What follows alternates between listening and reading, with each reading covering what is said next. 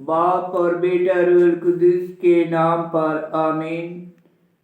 زندہ خداوند کا زندہ کلام۔ تکوین کی کتاب اس کا 42 باب۔ یعقوب کے بیٹوں کا پہلا سفر۔ جب یعقوب کو معلوم ہوا کہ مصر میں غلہ موجود ہے تو اس نے اپنے بیٹوں سے کہا کہ تم کیوں ایک دوسرے کو دیکھتے ہو، اور کہا میں نے سنا ہے کہ مصر میں غلہ موجود ہے، اس لیے تم وہاں جاؤ اور وہاں سے ہمارے لیے مول لو تاکہ ہم زندہ رہیں اور مار نہ جائیں۔ چنانچہ یوسف کے 10 بھائی غلہ خریدنے مصر میں آئے، مگر یعقوب نے یوسف کے بھائی بنیامین کو اس کے بھائیوں کے ساتھ نہ بھیجا، کیونکہ اس نے کہا کہیں ایسا نہ ہو کہ اس پر کوئی آفت پڑے۔ پس اسرائیل کے بیٹے دیگر خریداروں کے ساتھ آئے، اس لیے کہ کنعان کے ملک میں کال تھا اور یوسف ملک کا حاکم تھا، اور وہ ملک کے سارے لوگوں کے ساتھ غلہ بیچتا تھا۔ چنانچہ یوسف کے بھائی آئے اور زمین تک اس کے آگے سر جھکائے۔ جب یوسف نے اپنے بھائیوں کو دیکھا تو انہیں پہچان لیا، مگر اپنے آپ کو ناواقف بنایا اور ان سے سختی سے کلام کیا اور ان سے کہا تم کہاں سے آئے ہو؟ وہ بولے کنعان کے ملک سے خوراک خریدنے۔ اور یوسف نے تو اپنے بھائیوں کو پہچانا، مگر انہوں نے اسے نہ پہچانا، اور یوسف کو وہ خواب جو اس نے ان کی بابت دیکھے تھے یاد آئے، اور اس نے انہیں کہا کہ تم جاسوس ہو کر آئے ہو تاکہ اس ملک کی بری حالت دریافت کرو۔ انہوں نے اس سے کہا نہیں اے آقا، تیرے غلام خوراک خریدنے آئے ہیں، ہم سب ایک ہی آدمی کے بیٹے ہیں، ہم سچے ہیں، تیرے خادم جاسوس ہرگز نہیں۔ وہ بولا نہیں، بلکہ تم ملک کی بری حالت دیکھنے آئے ہو۔ تب انہوں نے کہا کہ تیرے خادم 12 بھائی کنعان میں ایک ہی آدمی کے بیٹے ہیں، اور دیکھ سب سے چھوٹا آج کے دن ہمارے باپ کے پاس ہے، اور ایک گم ہو گیا۔ تب یوسف نے انہیں کہا وہی بات جو میں نے تمہیں کہی کہ تم جاسوس ہو، اسی سے تم امتحان کیے جاؤ گے۔ فرعون کی زندگی کی قسم کہ تم یہاں سے بغیر اس کے کہ تمہارا سب سے چھوٹا بھائی یہاں آئے جانے نہ پاؤ گے۔ ایک کو اپنے میں سے بھیجو کہ تمہارے بھائی کو لائے، اور تم قید رہو تاکہ تمہاری باتیں آزمائی جائیں کہ تم سچے ہو یا نہیں، اور نہیں تو فرعون کی جان کی قسم تم یقیناً جاسوس ہو۔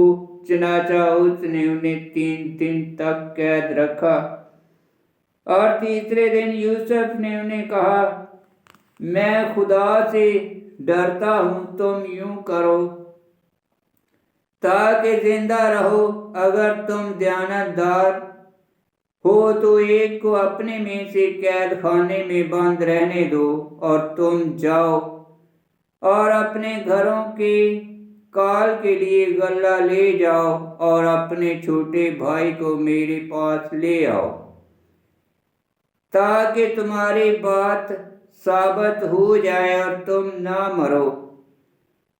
تب انہوں نے یوں ہی کیا، اور انہوں نے ایک دوسرے سے کہا کہ سچ مچ ہم اپنے بھائی کی بابت مجرم ہیں کہ جب اس نے ہماری منت کی ہم نے اس کی جان کو تنگی میں دیکھا اور اس کی نہ سنی، اس لیے یہ مصیبت ہم پر آئی۔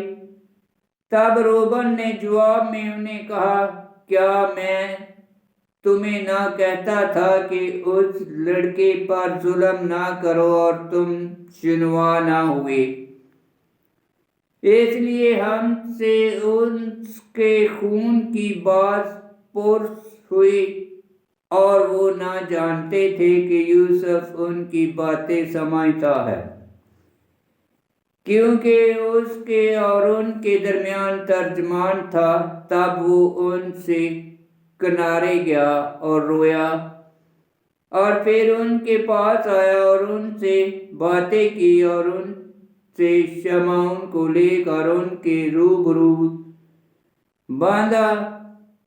تب یوسف نے حکم کیا کہ ان کے بورے غلے سے بھریں اور ہر ایک کی نقدی اس کے بورے میں رکھ کر پھیر دیں، اور انہیں سفر کی رسید بھی دیں، اور ان سے یوں ہی کیا گیا۔